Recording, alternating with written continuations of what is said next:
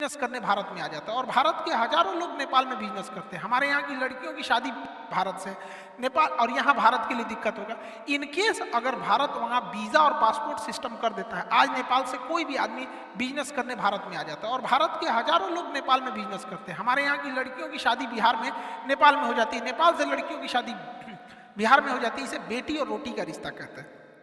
तो जब कभी भी रिश्तों को हम तराजू लेके तौलेंगे ना, तो कहीं ना कहीं नेपाल के लोगों को भी लगेगा ना कि काफ़ी ज़्यादा मतलब ये लॉस होगा। बेटर होगा इस एरिया को लैंड ऑफ फ्रेंडशिप घोषित कर दीजिए कि दोस्ती का जमीन।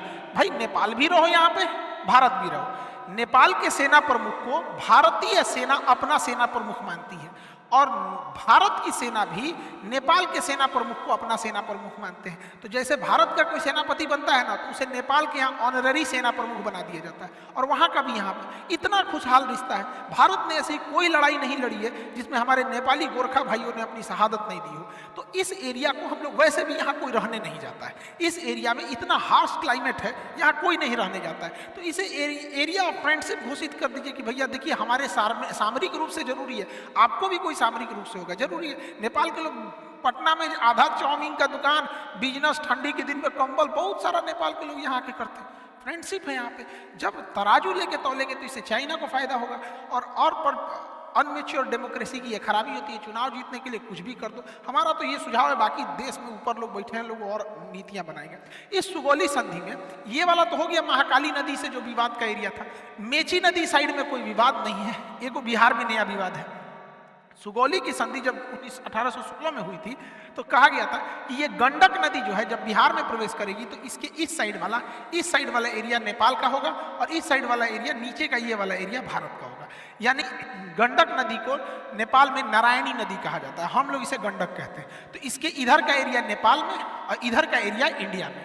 अब देखिए ध्यान से, बेचारा नेपाल क्या करे, यहाँ पे गड़बड़ा क्या जा रहा है। ये नदी जो है ना, नदी ये बीच में बहना चाहिए ना शांति से, ये नदियाँ इधर घिसक रही है। मतलब ये नदियाँ ना नेपाल का एरिया काटते जा रही है और नदी जब ये एरिया काटेगी ना तो भारत में आते जाएगा। यानी इधर से मट्टी काट रही है, इधर मट्टी बढ़ा रही है, इधर का मट्टियाँ काट रही है, इधर की मट्टियाँ बढ़ा रही है।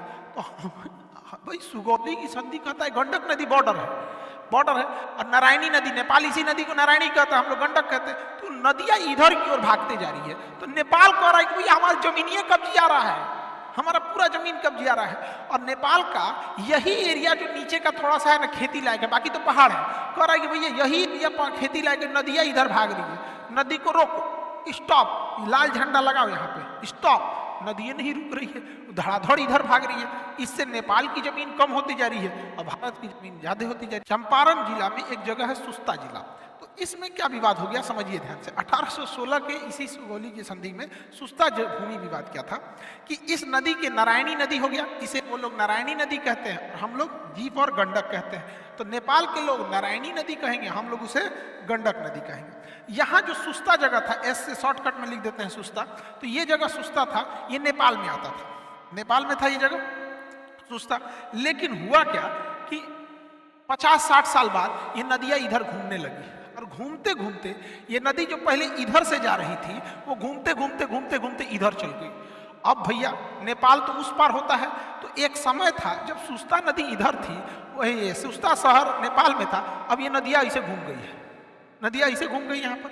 अब जब नदी ऐसे घूम गई तो सुस्ता वाला जगह आ गया भारत में। अब भारत का कहना है कि भाई तू नदी उस पार ना हो, तू नेपाल कर रहा, नदियाँ घूम गई तो हम क्या करें यहाँ पे। भाई ये भी बात गड़बड़ है, जबकि सुस्ता जगह बहुत अच्छा खेती के लिए है यहाँ पर। तो ये दोनों के बीच में अभी विवाद है। हालांकि इसे मिल बैठ के अच्छे से समझा लेना चाहिए। नेपाल को इनडायरेक्टली भारत के वीज़ा से, लिबरल वीज़ा पॉलिसी से बहुत फ़ायदा होता है और हम दोनों लोगों के लिए होता है। और इसमें अगर लॉस होगा किसी का तो नेपाल का ज़्यादा लॉस होगा, फ़ायदा चाइना को होगा। अल्टीमेटली किसी देश में राजनीतिक मतभेद हो सकता है, सांस्कृतिक मतभेद अभी भी चाइना, नेपाल, हम और भारत ज़्यादा एक दूसरे से जुड़ा हुआ महसूस करता है। नेपाल के साथ उतना महसूस नहीं करता है, ना धार्मिक रूप से महसूस करेगा ना सांस्कृतिक रूप से। उसे थोड़ा कुछ खा जाने वाले आदमी है सब वहाँ से, चाइना वाले, बस दिखने में थोड़ा पहाड़ी एरिया है तो एक जैसा लगते हैं। तो ये आपको पूरा इसका आइडिया होना चाहिए। हालांकि हमारे हिसाब